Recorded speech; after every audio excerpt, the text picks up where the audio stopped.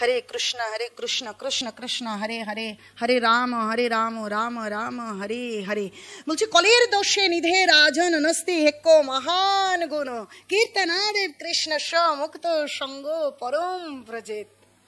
যে এই কলির দোষটা সমুদ্র সমতুল্য, সেই দোষ থাকা সত্ত্বেও এখানে এক মহান গুণ অর্পণ করা হয়েছে, করেছেন করুণা অবতার স্বয়ং গৌরাঙ্গ মহাপ্রভু।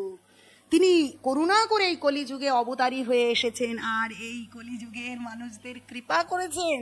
তাই বলছে ন্যস্ত হেক্ক মহান গুণ, সেখানে ন্যস্ত মানে অর্পণ করা হয়েছে এক মহান গুণ। কি?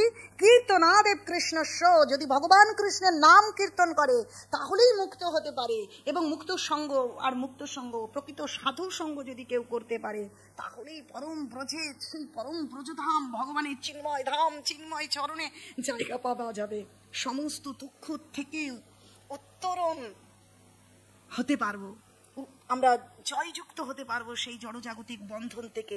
তাহলে এই কলিযুগ খারাপ, অনেক দোষের সমুদ্র, কিন্তু তার মধ্যে মহান গুণ, কোনো কষ্ট নেই। শুধুমাত্র ভগবানের নামকে যদি আমরা আশ্রয় করে থাকতে পারি তাহলেই আমরা ভগবানের ধামে পৌঁছে যাব।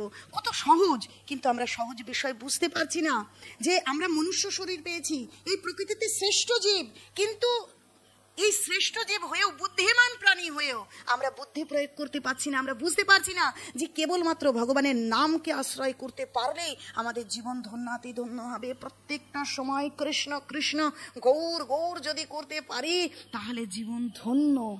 সত্যি আমাদের নাম আশ্রয় করে, বলছে নামাশ্রয় করি যতনে তুমি থাকো আপন কাজে।